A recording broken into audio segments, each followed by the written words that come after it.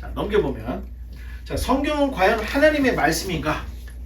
만약 성경이 하나님의 말씀이 아니라면 기독교는 그냥 소설이 되는 겁니다. 그래서 기독교 진영에서는 성경의 진실성을 방어를 하고 반기독교나 비평학자들은 계속해서 공격해 들어옵니다. 그러다 보니까 실력이 늘어났어요.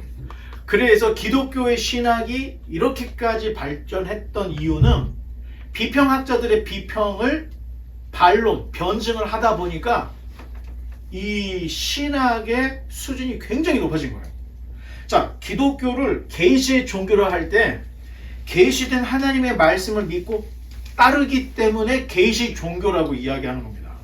그리고 우리가 그 소교리문답 배울 때 체계 종교 이런 얘기를 했었죠. 기독교는 문서에 기록되어 있는 계시의 말씀을 믿기 때문에 체계 종교라고도 할 정도라는 걸 우리가 알아야 됩니다. 자, 기독교라는 말은 기독, 그리스도를 믿는 신앙인데, 자, 그리스도, 예수 그리스도에 관련된 가장 많은 자료가 어디에 있어요? 성경에 있습니다.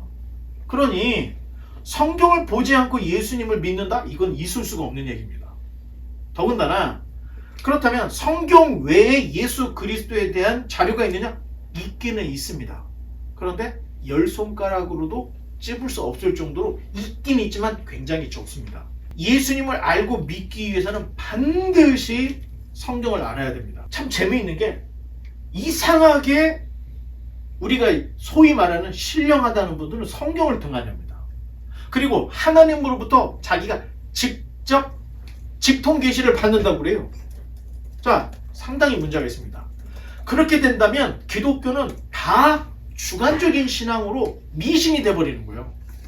그런데 기록된 성경은 우리의 신앙을 객관화해 줄 수 있는 유일한 길이고 예수 그리스도에 대한 가장 많은 정보를 성경에 담고 있기 때문에 성경을 떠나서는 기독교라고 할 수가 없다는 거예요. 자, 그렇다면 과연 성경은 하나님의 말씀으로서 믿을 만한가? 자, 이게 오늘과 다음 시간에 우리가 함께 나눌 주제입니다. 자, 넘겨보면 이 석판이 이게 수메르 아카드어예요. 여러분, 이게 해독이 됐을까요? 안 됐을까요? 이거 해독이 됐을까요? 안 됐을까요? 됐습니다. 그래서 길가메시 서사시 이런 것들을 다 읽을 수가 있는 거예요, 우리가. 그러니까 학자들은 보통 분들이 아니에요. 아니, 이렇게 생긴 체계를 다 분류를 해서 읽는 법도 찾고 뭐 해가지고 이런 뜻이구나 하는 걸 만들어내요. 알아내요. 대단한 거죠. 현재까지 알려진 문자의 역사는 주전, 예수님이 태어나기 3000년 전의 일입니다. 자, 수메르 사람, 아카드 사람들이 살던 메소포타미아에서 문자가 시작되었다고 얘기해요. 자, 그 문자들은 히브리어, 아람어, 아카드어 모두 다 셈족어, 세머에 속한 이런 언어들입니다. 세머는 크게 두 갈래로 나눠지는데 동부 세머, 서부 세머. 자, 동부 세머는 아수르, 바벨론 언어로 발전을 했고 서쪽에 있는 지중해 근처에 있는 서부 세머는 페니키아어의 알파벳이 시작됐어요. 그래서 영어의 원조는 페니키아어입니다. 그리고 우가리트, 히브리어와 굉장히 가까운 우가리트어, 그리고 히브리어, 그리고 시리아 사람들이 주로 사용했던 아람어. 자, 이렇게 발전해 왔습니다. 자, 구약의 히브리어는 처음에 히브리어라고 말하지 않았어요. 처음에. 그래서 이사야 19장 18절에 보면 가나안 방언이라는 말이 나와요. 가나안 방언. 그리고 열왕기하 8장 26절, 그리고 느헤미야 13장 24절에 보면 유다 방언이라는 말이 나와요. 처음에 히브리어를 히브리어라고 얘기하지 않고 고대 사람들은 가나안 방언, 유다 방언으로 말을 했다는 거예요. 자, 그렇다면 방언이라는 말이 뭘까요? 방언. 방언이 무슨 뜻일까요? 맞습니다. 지방 언어의 준말이 방언이에요. 그냥 우리말로는 사투리. 자, 주로 큰 나라에서 사용하는 언어들을 공용어라고 불렀고, 작은 나라, 변방, 지방에 있는 나라들의 언어를 방언이라고 불렀다는 거예요. 자, 신약에서 히브리 말이라고 하는 것은 구약을 기록한 히브리어를 말하는 게 아니라 아람어를 얘기한다는 겁니다. 왜? 주로 아람어를 통상적으로 썼기 때문에. 그런데 성경은 뭘로 기록되어 있죠? 히브리어와 아람어로 기록이 되어 있다는 거예요. 전체가 다 히브리어로만 된 게 아니고 히브리어 부분이 있고 아람어 부분이 있다는 거예요. 그만큼 아람어는 팔레스타인의 공용어로 쓰였다는 거예요. 하지만 세계적으로 봤을 때는 히브리어도 방언의 하나밖에 안 됐다는 거예요. 이 사투리. 자, 아람어는 예수님 당시에 팔레스타인에서 정말 너무나도 사용하던 히브리 방언이었다는 거예요. 아람어가. 자, 신약에 예수님이 쓰던 달리다굼 무슨 뜻이죠? 그렇죠. 소녀야 내가 네게 명하노니 일어나라. 이게 달리다굼. 이게 아람어입니다. 에바다 무슨 뜻이죠? 애를 받으라는 얘기가 아니고 열려라 하는 뜻이에요. 맹인에게 눈이 열려라. 그때 에바다라는 말. 그러면 엘리 엘리 라마 사박다니는 엘리는 하나님 왜 나를 버리셨나이까? 이 모든 게 다 아람어라는 거예요. 그래서 구약은 주로 히브리어로 쓰여졌지만 일상 용어는 아람어를 써서 성경에도 아람어 부분들이 있다. 여러분들이 요 정도 알아야 됩니다. 그러면 헬라어 혹은 그리스어는 네덜란드의 인문학자였던 신약의 번역자였던 이 에라스무스를 기점으로 헬라어가 두 개로 나뉩니다. 고대 그리스어와 현대 그리스어로 나눠져요. 자, 고대 그리스어는 예수님이 오기 주전 800년부터 300년까지 사용이 되었고, 또 이 주전 300년부터 주후 예수님이 오신 이후 300년까지 헬레니즘 문명권에서 널리 사용되었던 그리스어를 코인의 헬라어라고 얘기해요. 자, 신약 성경은 고대 그리스어가 아닌 코인의 헬라어로 기록이 되어 있습니다. 자, 그리스어가 헬라어로 불리게 된 것은 고대 그리스인들이 스스로 자기 자신들을 어떻게 했냐면 헬라스라고 말을 했기 때문에. 그래서 그리스어라고도 하고 한자로는 히라보라고도 하고 또는 헬라어라고도 하는 게 다 똑같은 언어를 이야기하는 거예요. 당시 그리스의 나라들은 크고 작은 도시 국가로 형성이 되어 있던 거예요. 그러다 보니까 같은 언어, 같은 문화를 공유를 했어요. 자, 그러다 보니 아틱 헬라어가 있고요. 이오닉 헬라어, 그 다음에 에올릭 헬라어, 도리거, 이렇게 4개의 방언으로 되어 있던 거예요. 자, 그 중에서 아테네에서 쓰던 아틱 방언을 고전 헬라어라고 씁니다. 그러면 고전 헬라어는 누가 썼냐? 여러분들이 아는 소크라테스, 아리스토텔레스, 플라톤, 이런 사람들이 쓴 헬라어를 고대 헬라어라고, 이런 사람들이 쓴 그 헬라어를 고대 헬라어라고 써요.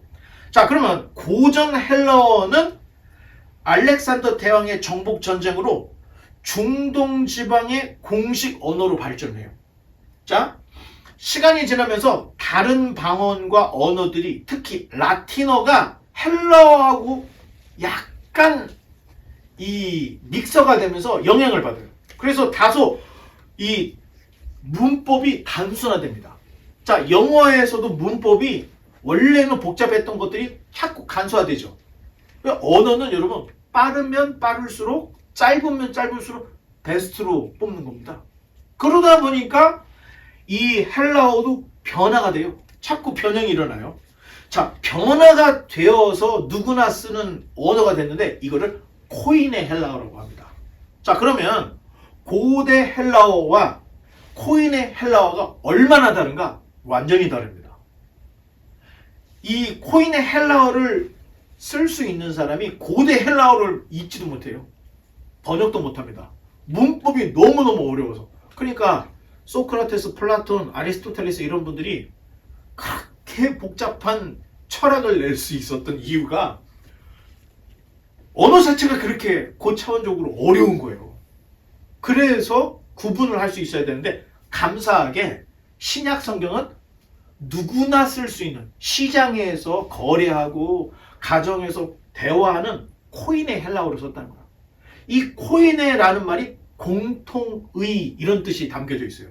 누구나 쓸 수 있는 언어다. 공통의 언어다. 그래서 코이네 헬라어. 참 묘하게 이 로마 시대에 로마가 세상을 다 통일시켜줘. 근데 로마의 공식 언어가 두 개입니다. 바로 코인의 헬라어가 공통의 언어였고 라틴어가 공통의 언어. 두 가지가 있었다는 거예요. 그러니까 세상 사람들이 헬라어로 통일이 된 거야. 지정학적으로 로마에 의해서 한 덩어리가 돼버렸어요. 그러니 예루살렘의 복음이 예루살렘과 유대와 사마리아와 땅끝까지 이르러 복음이 증거될 수 있는 토대가 그 시대에 다 만들어졌다는 거예요.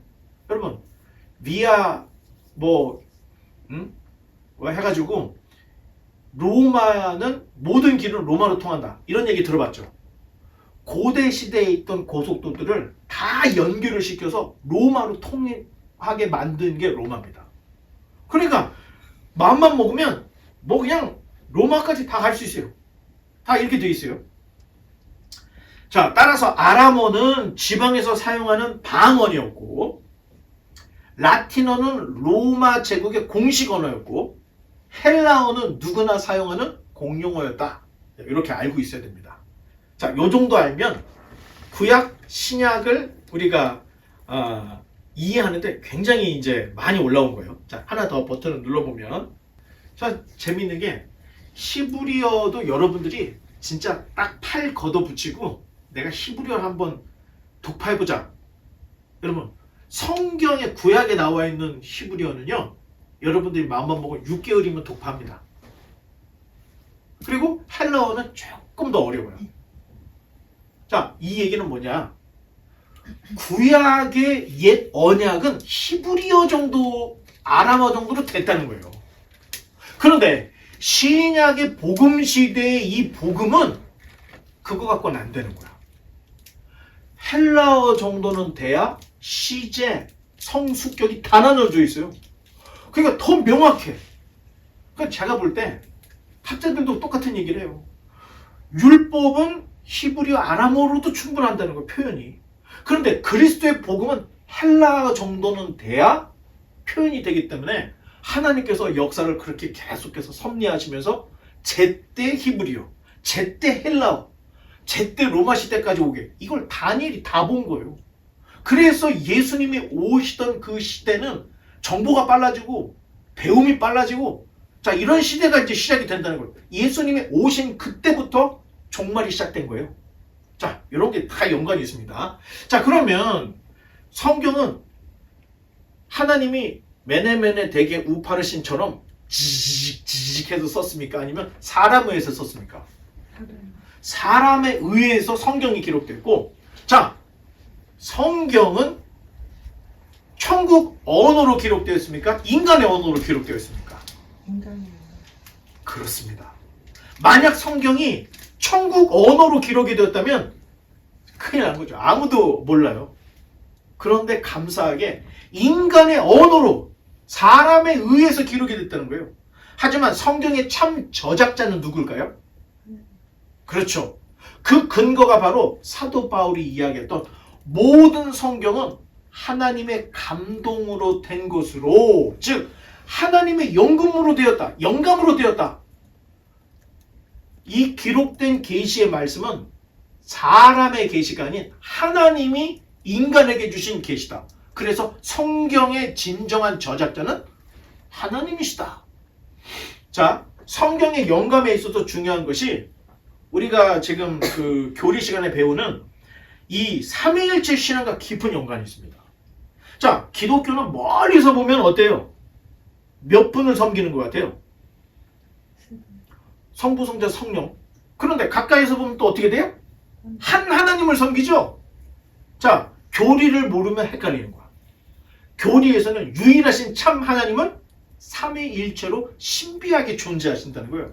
존재는 삼위일체로 한 분이신 하나님을 우리가 섬기는 거예요. 이거 명확하게 우리가 알고 있어야 되는데, 자, 그러면 성부, 성자, 성령 하나님은 어떻게 가릴까? 너무 어렵죠. 어디까지는 하나님이고 어디까지는 성자고 어디까지는 성령이고 우리 구분을 못해요. 우리는. 왜? 삼위일체라는 게 셋이 하나고 하나가 셋이기 때문에 하나님이 성령이고 성령님이 예수님이고 예수님이 하나님이기 때문에 사실 명확한 구분이 안 돼요. 우리한테는. 그만큼 신비한 존재라는 거예요. 그런데 하나님께서 하신 사역을 보면 이게 나눠집니다. 성부 하나님은 어떤 일을 하셔요? 창조를 하셨고 하나님을 대표하시는 분. 그러면 성자 하나님 어떤 분이에요? 그렇지요. 구속자로서 대속을 이루신 거예요. 구원을. 그러면 성령 하나님은 뭘 하시는 거냐? 하나님과 성도들을 연결시켜 주시는 일을 성령 하나님이 하신다는 거예요. 그 중에 성령님께서 하시는 가장 주된 사역이 하나님의 영감으로 성경 저자들로 하여금 성경을 기록하게 했다는 거예요. 자, 보통 우리가 성령님 하면 어떻게 해요? 방언하고 기도응답하고 예언하고 뭐 자꾸 성령님 하면 은사만 생각을 하죠. 그런데 성령님의 가장 주된 사역은 하나님과 사람을 연결해 주시는 일을 하되 그 중에서는 영감을 허락하여 주셔서 하나님의 말씀이 사람에게까지 올 수 있도록 도와주시는 분, 사역하시는 분이 성령님이라는 거예요. 자, 하나님의 계시의 말씀이 사람에게 전달된 것을 우리가 영감설이라고 합니다. 영감설. 자, 개혁주의적인 영감설은 유기적 영감설을 믿어요. 우리는. 그럼 유기적 영감설이 뭐냐? 성령님께서 성경을 기록하는 그 저자 한 사람 한 사람을 감동을 하셔서 그들이 가지고 있는 성격, 재능, 은사, 교양, 문학적인 수준을 그대로 방영해서 하나님의 말씀을 기록하게 하셨다는 거예요. 자, 하나님의 계시의 말씀과 그 사람의 성향을 조화를 이루게 하셔서 하나님의 말씀을 우리에게 기록하게 하셨다. 이게 바로 유기적 영감입니다. 그러면 기계적 영감은 뭐냐? 사람이 자기가 뭐 하는지 몰라.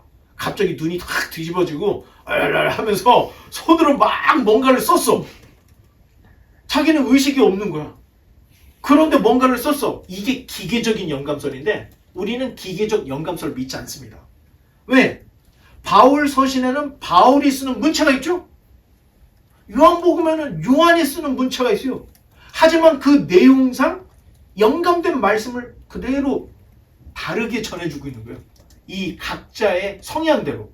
자, 그래서 우리는 성령님께서는 이 기계적으로 우리에게 영감한 게 아니라 유기적으로 저자의 성격, 재능, 은사 또는 교양, 문체들을 그대로 사용하셔서 이 계시의 말씀을 우리에게 주셨다. 자, 그러면 영감의 범위는 어디에서 어디까지일까요? 성령님께서 이 사람을 통해서 영감을 하셔서 성경을 기록을 하셨어. 그게 66권을 갖고 있어요. 구약은 몇 권? 30. 신약은 몇 권? 27. 그래서 66권이죠. 그러면 이 66권 어디에서 어디까지 영감을 하셨을까? 그렇죠. 창세기부터 요한계시록까지 전체를 다 하나님께서 영감을 하셨습니다. 그런데 19세기에 종교개혁이 지나고 그리고 르네상스가 지나고 이성 계몽 운동이 일어났던 거예요. 19세기부터는 이성의 발달로 성경이 도마 위에 올라갔어. 그래서 난도질하는 거예요. 이게 진짜 하나님의 말씀인가 아닌가 좀 따져보자. 예? 비늘도 벗겨보고 이게 성경이 진짜인지 아닌지 속 좀 보자.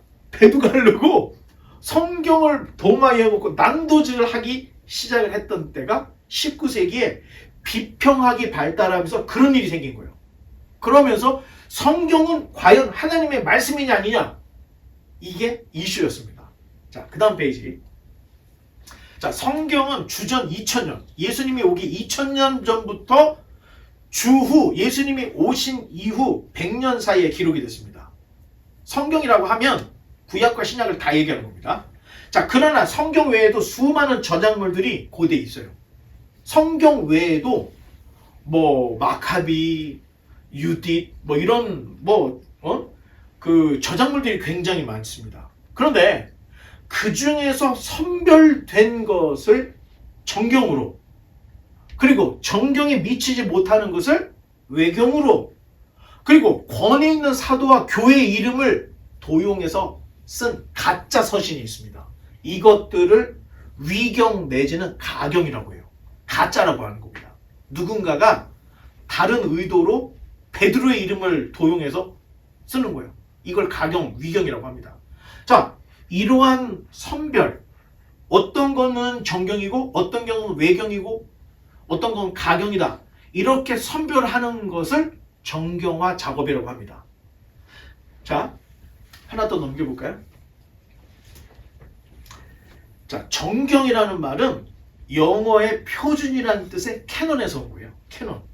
자, 캐논이라는 말은 여러분 갈대 알죠? 이 그림이 이게 갈대예요. 이 갈대를 뜻하는 히브리어 카논에서 온 거예요. 히브리어 카논에서 캐논이 온 거예요.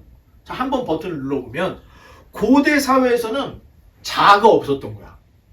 그러니까 고든 이 갈대를 가지고 길이를 측정하는 자로 사용했어요.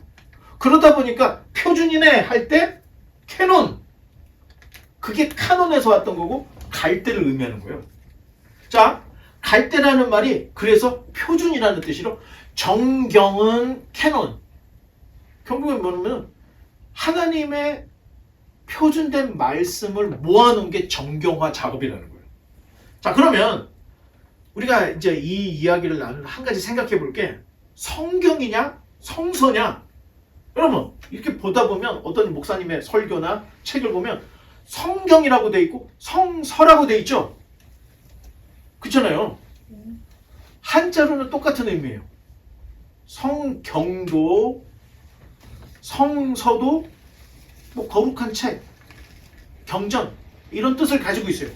그런데 뉘앙스의 문제가 있다는 걸 알아야 됩니다, 여러분. 뉘앙스의 문제가 있어요. 자, 성서란 말은 일본 신학자들이 주로 사용하는 말이에요. 일본 신학자들은 성경을 성경이라고 하지 않고 성서라고 부릅니다. 왜? 학문적인 의미가 더 강한 거예요. 이성적인 의미가. 자, 그것이 우리에게 와서 오늘날 우리는 그냥 성경이라고도 하고 성서라고도 하는데, 자, 불교에도 불경과 불서가 있습니까? 없습니까? 불교에도 불경, 불서 있어요. 그런데 불서라 할 때는 불경에 관한 책들을 불서라고 한다는 거예요. 구분을 해요. 불경은 경전이고 불서는 경전을 해석하거나 경전에 관련된 서를 불서라고 한다는 거예요. 구분을 한다는 거예요. 불교의 경전은 불경, 불서라고 하지 않는다는 거예요. 그런데 기독교에서는 성경이라는 말보다는 성서라는 말을 써요. 왜 그럴까요? 내가 조금 더 아카데믹한 것을 부과하기 위해서, 내가 가방끈이 조금 더 길다는 걸 보여주려고 성경이라고 하지 않고 자꾸 성서라고 하는 경향들이 있다는 겁니다. 자, 그렇다면 신앙의 측면에서 보면, 여러분 신앙의 측면에서 성서가 더 바람직할까요? 성경이라는 말이 더 바람직할까요? 그렇죠. 성경은 우리의 경전이에요. 기독교 핵심의 내용이 기록되어 있는 거예요. 성서라고 이야기할 필요가 없다는 겁니다. 그러니까 여러분들이, 자, 영어권에서도 책을 뭐라고 하죠? 영어에서 책을 뭐라고 해요? 북! 북이라고 그러죠? 그러면 이게 신성한 책이라고 할 때, 성경을 이야기할 때는 홀리 북이라고 합니까? 아니면 바이블이라고 합니까? 바이블. 홀리라는 말을 써야 된다면은 홀리 북이 아닌 홀리 바이블이라고 한다는 거예요. 자, 바이블이라는 말이 페니키아의 비블로스라는 항구 도시에서 시작이 된 거예요. 자, 세머 페니키아어에서 영어의 알파벳의 시조가 시작된 거예요. 당시 기록을 빠피루스의 기록을 남겼는데, 자, 빠피루스를 여러분들에게 보여드리겠습니다. 시원아. 오. 조금 앞으로. 아니, 나눠줘 하나씩. 자, 그 비닐 속에, 그렇죠. 비닐 속에 느낌을 한번 만져봐. 빠피루스가 이렇게 생겼다는 거예요. 자, 옛날에 종이 대용으로 이렇게 빠피루스를 만들어서 썼다는 겁니다. 자, 네, 알겠죠? 그런데 이 빠피루스가 가장 많이 나오는 데가 애굽이었습니다. 그런데 가장 많은 유통은 비블로스라고, 페니키아 옆에 있는 비블로스라는 곳에서 유통이 됐어요. 그래서 이 비블로스라는 곳을 체계 도시라고 불렀습니다. 체계 도시. 그래서 체계 종교인 유대교나 기독교의 경전을 비블로스라고 하는 말을 그대로 써서 바이블이 된 겁니다. 그래서 뭐 성경을 타나크라고도, 구약 성경을 타나크라고도 하지만 바이블이라는 말은 구약 성경을 원래는 지칭하는 말이었어요. 왜? 파피루스에 기록된 책이다. 그런데 파피루스 지금 만져보니까 어때요? 벌써 변형이 시작됐죠.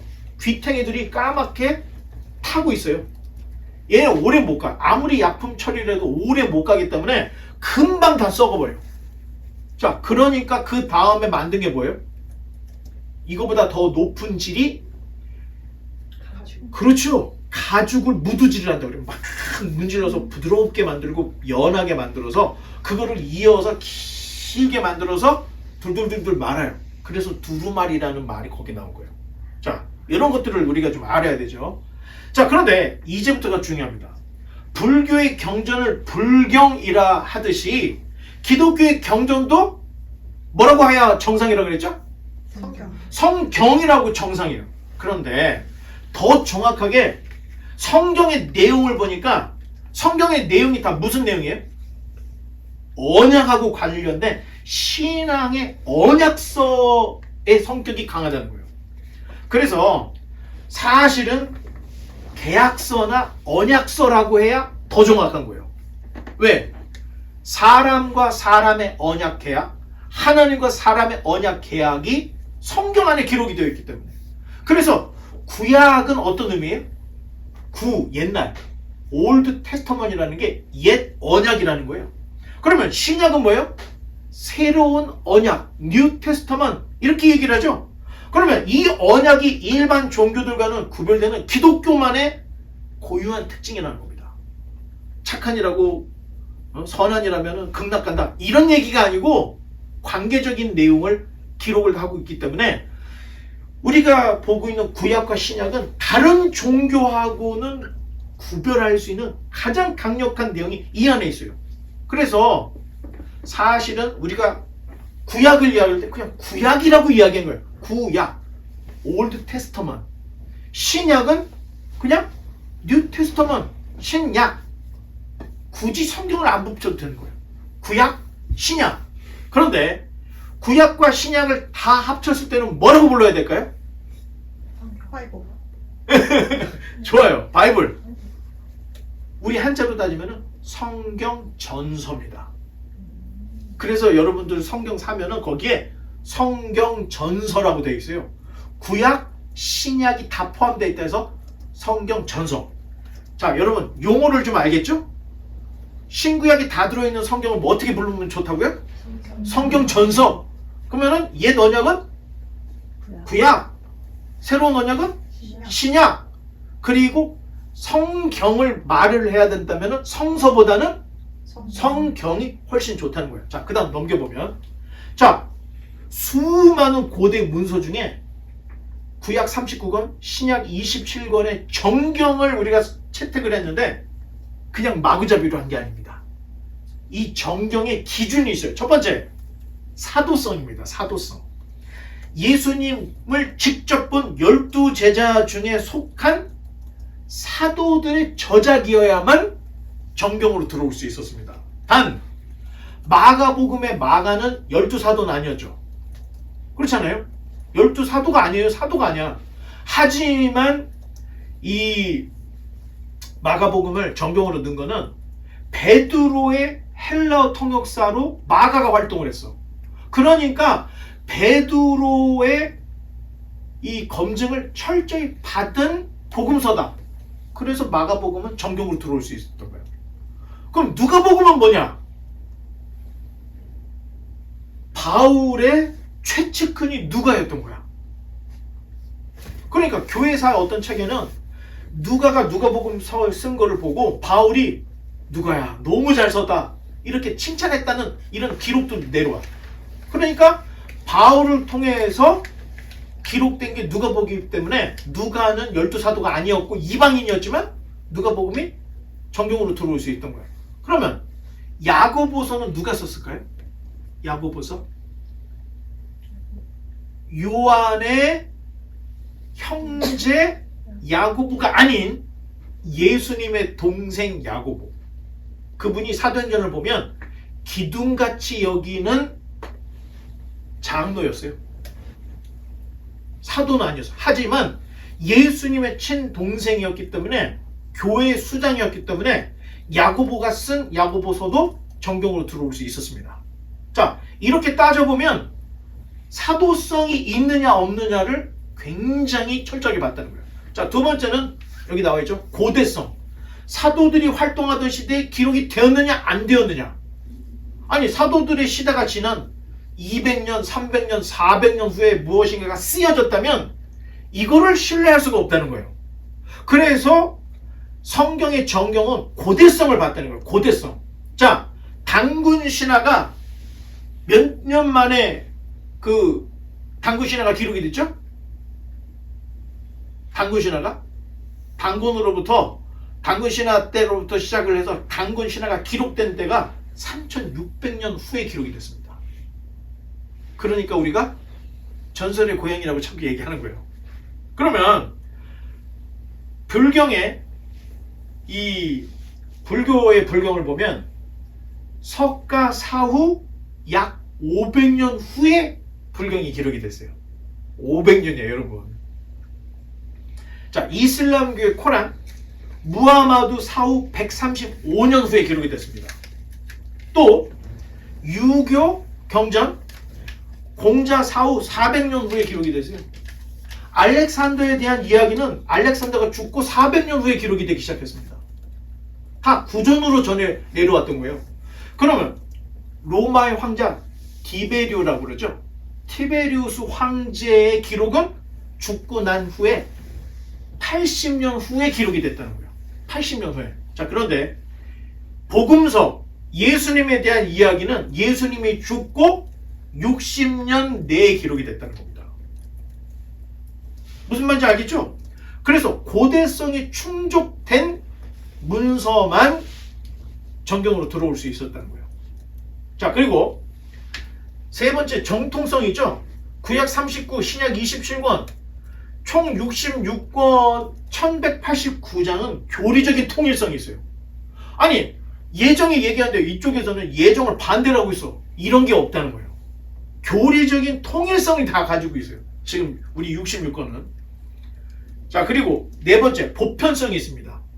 자, 성경 정경화는 어떤 사람들이 야, 지들끼리 모여가지고 지들이 만들어냈다 이렇게 얘기하죠. 저기 얘기했던 지들이 만들었다고 할 때는 지들이 모여서 어떤 종교회의의 결과물이 정경으로 된 성경이다 이렇게 얘기해요.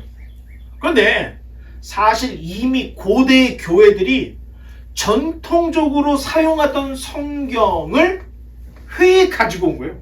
그래서 그 회의에서는 성령과 교회의 이름으로 정경으로 확증한다 이런 보편성을 가지고 있다는 겁니다. 이 보편성은 갑자기 없던 성경이 정경으로 들어온 게 아니라 이미 교회들이 바울이 쓴 사도행전을 로마서를 가지고 있는 교회가 있어. 그 교회에서 그 로마서를 예배 때마다 읽어주는 거야. 고린도전서, 고린도후서가 있는 거야. 그런 것들을 회의 때 다 가지고 온 거예요. 다 가져와. 그러니까 안 쓰던 못 보던 성경이 없었다는 거예요. 이 보편성이 이미 교회들이 사용하고 있던 성경을 성령과 교회 이름으로 정경으로 확증을 했다는 거예요. 이게 굉장히 중요합니다. 그래서 여러분 교회 안 다니는 사람들이 기독교를 공부할 때 지들이 좋아하는 것만 모아가지고 기독교 성경 만들었다. 바보 같은 소리예요. 역사를 하나도 모르고 어리석은 얘기입니다. 그런 얘기를 해줘요.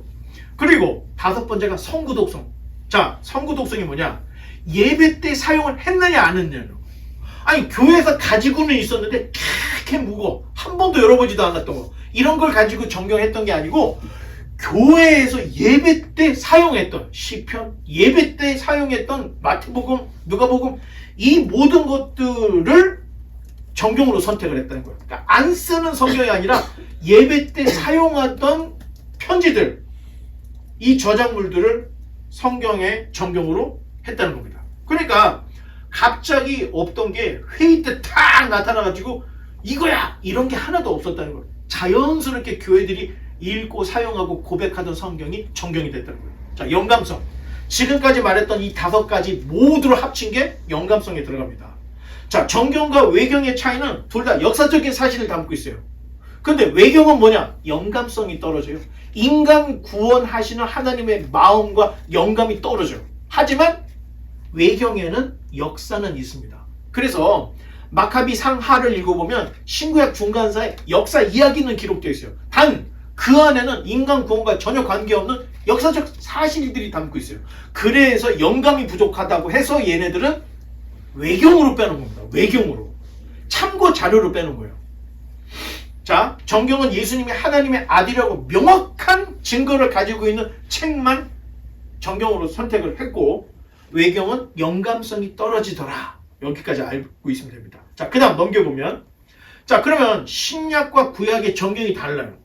자, 구약은 39권이죠. 이게 39라고 할 때는 우리 입장에서 39권, 원래는 유대인들은 24권입니다.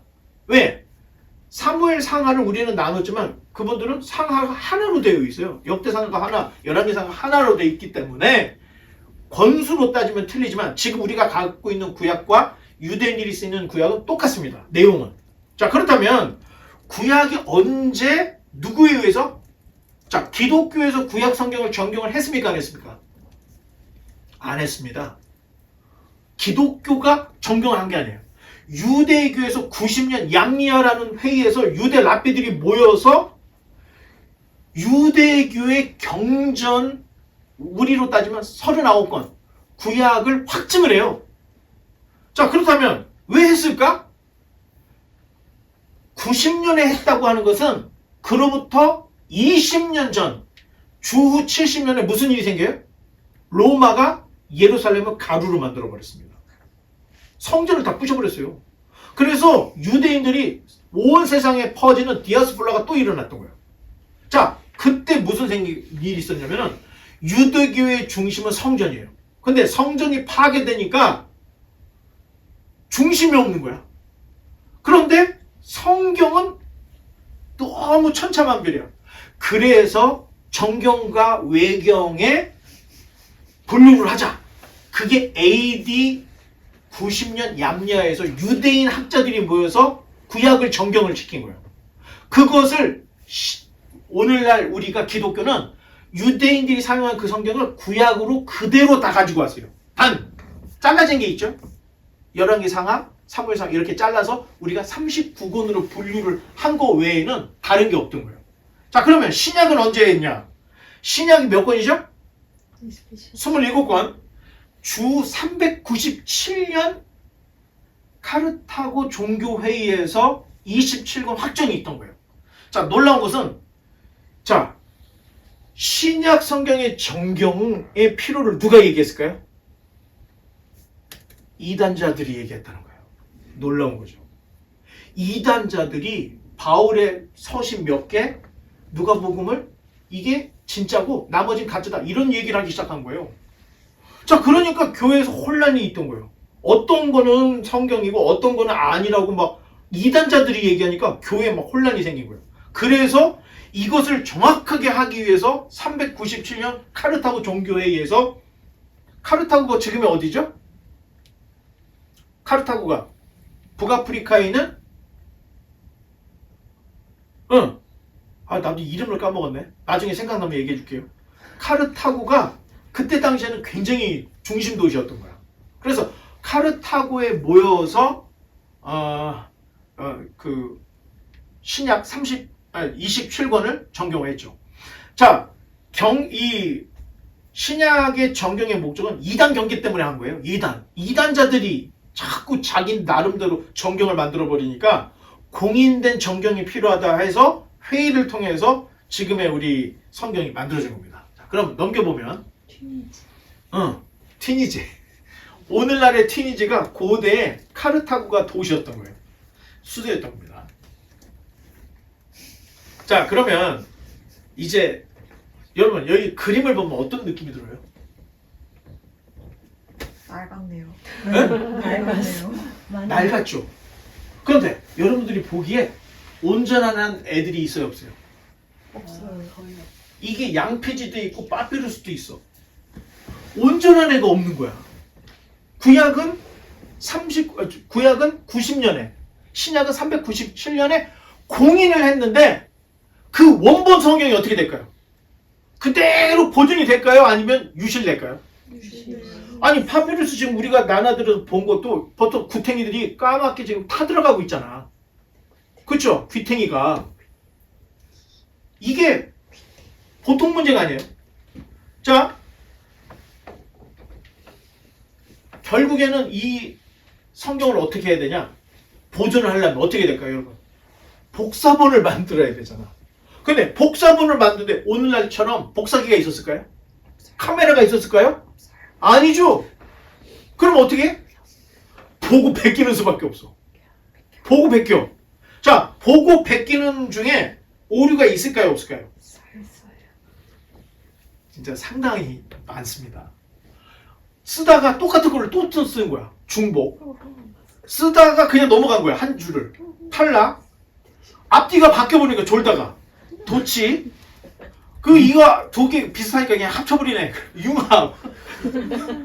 원래 붙어야 되는데 에이 그냥 두 개로 나누자. 분리. 교회를 기회로 잘못 써.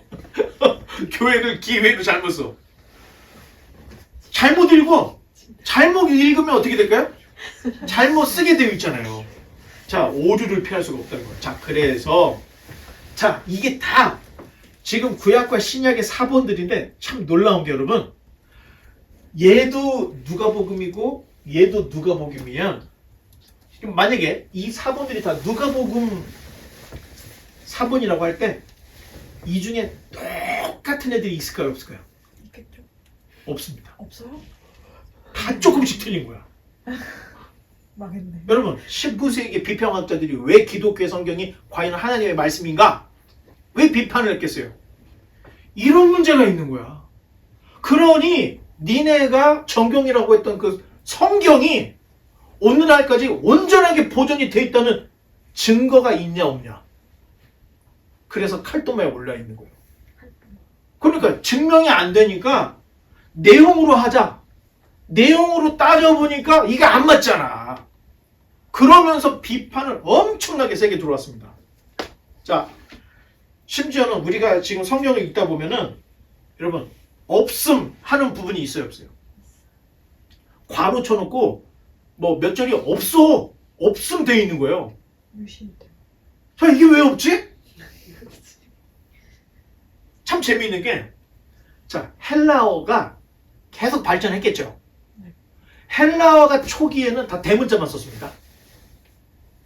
띄어쓰기가 있었을까요, 없었을까요? 띄어쓰기가 없는 대문자로만 성경이 쓰여져 있는 거야. 그러니 그 성경을 읽고 제대로 파악을 한다는 게 쉽지가 않겠죠. 그걸 베껴. 그런데 놀라운 것은, 그러면 시간이 지나면서 야, 우리 대문자 말고 소문자도 만들자. 그러면서 필기체도 만들었겠죠? 문자는 다 그렇게 발전해요. 처음에는 다 대문자만 있다가 대소문자 구분도 하고 더 빨리 쓰려고 필기체도 만들어져요. 그러면 이 성경에 대문자로만 된 거, 소문자로만 된 게 있을까요, 없을까요? 있습니다. 자, 그걸 따지면 뭐가 먼저고 뭐가 나중인지 알겠죠? 일단 그렇게 해서 먼저 나중을 가는데, 우리가 보는 성경은 대문자 사본을 따라가요. 그런데 대문자 사본에는 없음이 있는 거야. 없는 게 있어. 그래서 가로치고 없음이 있는데, 자, 킹 제임스 버전에는 없음이 없습니다. 다 채워져 있어요. 자, 그러다 보니까 요즘 어떤 일이 생기냐면 지금 개신교에서 보는 성경은 빠진 성경이 있는 사탄이 변개한 성경이라고 공격을 해요. 이단들이. 그렇듯하죠. 성경이 빠졌어. 그럼 왜 빠졌어? 이유를 말을 하지 않고 사탄이 변개한 성경이라고 공격을 한다는 거예요. 그러면서 자, 킹 제임스 버전이 최고야. 자, 그런데 알고 보니까 킹 제임스 버전은 채워넣은 겁니다. 첨가예요. 자, 성경에서 아까 얘기했죠. 중복, 탈락, 도치, 융합, 분리, 오사, 오독이 있는데 첨가가 있을까요? 없을까요? 자기 마음에 내가 아는 거야. 이거 설명을 해줘야 다음 사람이 오해를 안 할 것 같으니까 가로를 치고 자기가 설명을 넣는 거야. 그건 성경이 아니죠. 그러니까 우리 성경에는 없음이라는 게 있습니다. 그리고 마가복음 16장 후반부에 무슨 독을 맞으며 뭐 해를 맞고 할 때 성경에 괄호가 있어요, 없어요? 잘 봐. 성경에 괄호 부분이 있어요. 그러면 괄호를 해놓고 줄을 달아놨어. 줄을 읽으면 뭐라고 써있어요? 더 유력한 고대 사본에는 본문이 없습니다. 써있어요. 이게 비평 노트라는 거예요. 비평 노트. 이 사본에는 있는데 이 사본이 없어? 그런데 없는 사본들 보니까 이게 더 오래된 거야. 그러니까 성경에 이 내용을 버릴 수는 없으니까 무슨 독을 맞아도 해를 입지 않는다를 다 써. 하지만 괄호를 치고 유력한 사본에는 없습니다라고 각주를 달아놓는 거예요. 여러분, 이 정도라면 성경을 기록을 하는 이 사람들, 서기관들이 보통 노력으로 성경을 전해준 거예요. 자, 그렇다고 할 때, 자, 없는 부분을 썼어. 그럼 이게 악의적인 첨가입니까? 아니면 선의적인 첨가입니까? 선의적인 첨가죠. 그러니까 KJV, 킹 제임스 버전을 보면서 NIV나 지금 개신교에서 보는 성경이 사탄이 변개한 거라고 공격할 필요가 없다는 거예요. 더군다나 우리도 킹 제임스 버전은 첨가한 거라고 싸울 필요가 없다는 거예요. 사탄이 싸움을 붙여요. 둘 다 없으면 정직해서 없는 거고 있으면 오해를 방지하기 위해서 첨가를 했다는 거예요. 그러니까 둘 다 교리를 바꿀 만한 내용이 없다는 거예요. 그러니 킹 제임스 버전을 보든 NIV를 보든 리빙 바이블을 보든 쉬운 성경을 보든 여러분 아무 문제가 없다는 겁니다. 여러분들 이렇게 알고 있어야 돼요. 괜히 또 누가 뭐라고 하면 가슴이 두근두근해서 성경이 말입니다. 막 이렇게 할 필요가 없다는 거예요. 이런 얘기를 안 들어놓으면 이단한테 다 넘어가요. 이단이 처음에 만나면 사모님 뭐라고 얘기한다고 그랬어요? 예? 예수님 태어나신 날이 응. 10월 25일이 아니라 이단들이 처음에 와서 하는 얘기가 너 그거 아니? 예수님이 12월 25일에 태어나지 않았어. 이렇게 들어와요. 우리 성경에 대한 얘기를 이렇게 간다는 거예요. 자, 넘겨보면 자, 70인역 여기 LXX라고 돼 있죠? 자, 70인경 성경이 있는데 자, 구약 성경은 아람어와 히브리어로 기록되어 있다 그랬어요. 구약은. 그렇죠. 아람어하고 히브리어로. 그런데 헬라 말기에 헬라 문화를 강조하던 사건이 벌어진 거야. 자, 안티오쿠스 에피파네스가 애굽에 가서 쫓겨서 돌아오다가 유대 성전에 돼지피 뿌리고 막 마카비 운동이 일어났다 그랬잖아요. 그때 헬라 문화를 엄청나게 강요를 했던 거야. 사실 그때 하시딤 일어나고 막 유대인들이 헬라 문화를 방어를 하려고 애를 썼는데 시간이 가면서 어떻게 했다 그랬어요. 왕들이 지 이름을 아예 그냥 알렉산더라고 짓는 사람들이 있다 그랬죠. 자, 문제. 알렉산더를 히브리 이름으로 바꾸면 뭐가 된다 그랬죠? 알렉산더? 요나단. 요한을 헬라어로 완전히 바꾸면 뭐라 그랬죠? 데오빌레오. 자, 기억해놔야 돼요. 나중에 정말 요긴하게 쓸 수 있기 때문에 미리미리 얘기하는 거예요. 자, 그런데 아니 미국 2세들 중에 한국말 잊어버린 사람 많죠. 이때 당시에도 그런 일이 생기는 거야. 아니 그래서 여호와라는 말을 까먹었어. 왜?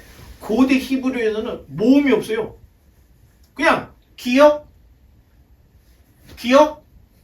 리을 하면은 우리 뭐라고 읽을 수 있어요? 가거라. 그런데 히브리 사람들은 기역, 리을 그러면 아 가거라구나 이렇게 다 알았다는 거예요. 근데 이거 어렵죠? 근데 여호와라는 이름은 너무 거룩하기 때문에 여호와라는 말을 안 읽고 뭐로 대신 읽었어요? 아도나이. 주님이라는 뜻으로 읽었던 거예요. 그걸 너무 오랜 세월을 여호와라는 단어를 아도나이로 읽다 보니까 야 근데 이걸 어떻게 읽는 거냐? 모음이 없으니까 다 잊어버린 거야. 그래서 관례대로 여호와 할 때 그 뭐 이렇게 해서 얘 때는 무슨 모음이 붙더라 뭐 이렇게 해서 찾아낸 게 정식으로 따지면 우리 성경에는 여호와라고 돼 있죠. 히브리 학자들이 찾은 게 야훼입니다. 그래서 요즘에 나오는 한글 성경에서는 여호와라고 쓰지 않고 야훼라고 써요. 야훼. 예? 자, 그렇게 이름을 찾아내는 거예요. 자, 그런데 문제는 이 유대인들 중에 히브리어를 읽지 못하는 사람이 있다 보니까 자, 뭐를 할 수 있어요? 다 헬라어를 쓰는 거야. 그러면 히브리 성경을 어떻게 헬라어 성경으로 번역을 해야 할 필요가 있었습니다. 필요. 그런데 헬라어 구약이 필요할 때 자, 전승입니다. 이거는 전설이에요. 전승에 의하면 주전 예수님이 태어나기 300년 3세기 중엽부터 1세기까지 이거 다 주전입니다. 주전 BC예요. 300년에서 1세기 그 기간에 이집트를 다스리고 있던 톨레미 2세 이 필라델포스가 갑자기 알렉산드리아에 엄청난 도서관을 만들었는데 유명하다는 책들은 다 갖다 집어넣는데 누가 그러는 거야? 아니 책 중에 책이었던 유대인의 경전이 없네요. 그러니까 지금 이 톨레미 2세가 유대에 명령을 내려요. 야 너희들 중에 너희들 12지파지 그러니까 각 지파에 6명씩 파견을 해서 72명을 유대인 학자들을 보내. 그래서 알렉산드리아에 보내요. 그래서 이 알렉산드리아에서 72일 동안 모세오경, 율법을 히브리어를 헬라어로 바꾸는 일을 시켰다는 겁니다. 자, 그러면 72명이 번역을 했는데 왜 우리는 70인역, septuagint라고 부르는가? 자, 1세기에 활동했던 유대인 역사가였던 요세푸스가 자기가 쓴 유대 고대사에서 70명의 장로와 2명의 사자가 파견됐다는 말을 써. 그러니까 번역을 실제로 몇 명이 한 거예요? 70명이 했잖아. 그래서 그때부터 72인역이라고 하지 않고 70인역이라고 했다는 전설이 흘러내려오고 있습니다. 자, 표시는 LXX. 라틴어로 70이에요. 이게 셉투아진타. 그래서 우린 보통 그냥 셉투아진투라고 부르고 이걸 LXX로 표시를 합니다. 그래 이게 지금 그러면 이 72년이 현존하는 구약 성경 번역판 중에서 가장 오래된 거예요. 가장 오래됐어요. 이게 중요합니다. 70인역은 성경도 아니야. 유대인들 그렇게 생각했던 거예요. 왜냐면 유대인의 경전은 반드시 히브리어로 기록이 돼야 된다. 이런 생각을 갖고 있기 때문에 유대인들은 70인역을 정경으로 취급할까 안 할까요? 안 하죠. 그리고 개신교나 기독교에서도 이 70인역은 아무것도 아니야. 이렇게 얘기하는 사람이 많은데 여러분 신약 성경을 썼던 제자들이 구약을 인용할 때 히브리 성경을 인용했을까요? 아니면 이 70인역을 인용했을까요? 70인역을 이용했다는 거예요. 중요한 거예요. 신약에서 인용한 구약은 히브리 성경을 보고 한 게 아니에요. 왜? 자기들도 못 읽으니까. 헬라어로 기록된 이 LXX를 보고 구약을 인용을 했다는 거예요. 심지어 사도 바울까지도. 그러니까 히브리 성경이 더 통용이 되던 때요? 아니면 헬라어로 번역된 이 70인경이 더 많이 통용이 되던 때라는 거예요. 그렇죠?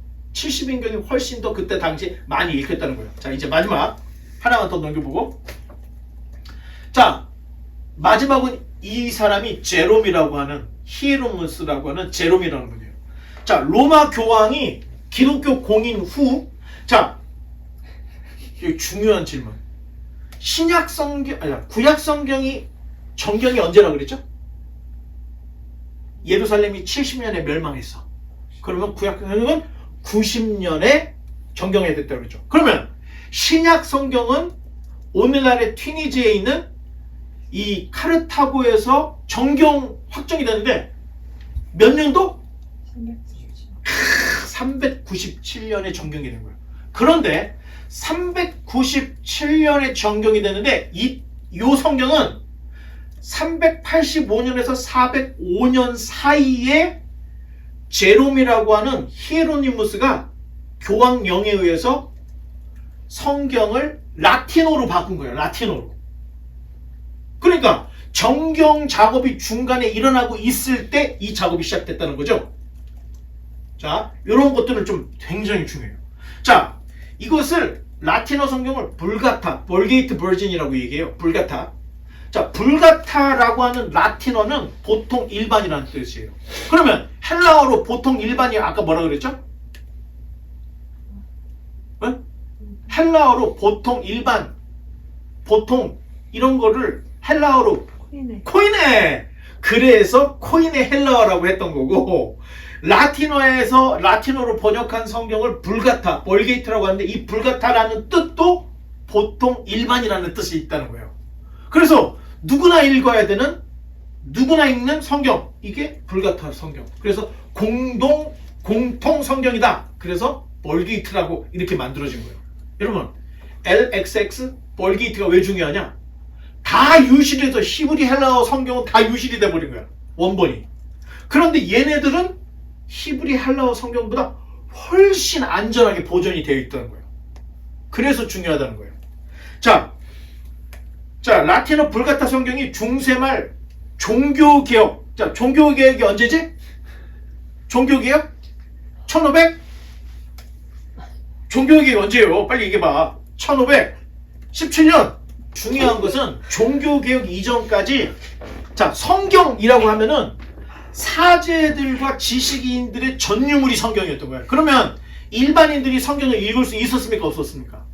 없었어요. 구하지도 못했던 거예요. 보지도 못했던 거예요. 성경이 어떻게 생겼는지도 몰랐던 거예요. 그러니까 사제와 지식인들의 전유물이었던 거예요.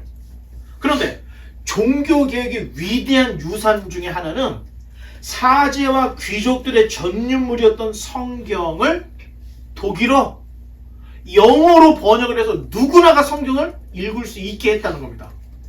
그러니까 종교개혁이라는 게 우리가 생각할 때는 신념과 개념, 정의 이 정도만이 아니라는 거예요. 일반인들은 읽을 수 없었던 성경을 이 종교개혁을 통해서 누구나가 읽을 수 있는 성경으로 바뀌었다는 거예요. 자, 그랬더니 문제가 생기는 게 성경을 읽어봤더니 교회가 하던 짓들이 다 잘못됐다는 것을 깨닫게 됐다는 거예요. 그래서 종교개혁이 그 전에도 몇 번 있었지만 다 실패해요. 그런데 왜 루터의 종교개혁이 성공했느냐? 인쇄술과 같이 갔던 거예요. 그래서 번역도 되고 인쇄가 돼서 보급이 되니까 뭔가가 엄청나게 잘못이 됐구나. 이런 것들을 후대에 알게 됐다는 겁니다. 자, 이제 결론을 맺겠습니다. 성경은 하늘에서 뚝 떨어졌다. 맞습니까? 아닙니까? 아닙니다. 분명히 아닙니다. 우리에게 오기까지의 과정이 있습니다. 여러분들은 오늘 절반을 들은 거예요. 자, 예수님이 나의 구주라면 처음에는 그냥 앞뒤 가리지 않고 그냥 믿어요. 왜? 아파서 교회를 왔기 때문에 예수님 그냥 믿는 거예요. 망해서 왔기 때문에 그냥 믿어. 처음에 교회를 올 때 예수님 하나님 보고 옵니까? 아니면 사람 보고 옵니까? 사람 보고 환경 보고 와요. 다닐 만한 데인가? 따뜻한 곳인가? 이런 걸 보고 다니기 시작해요.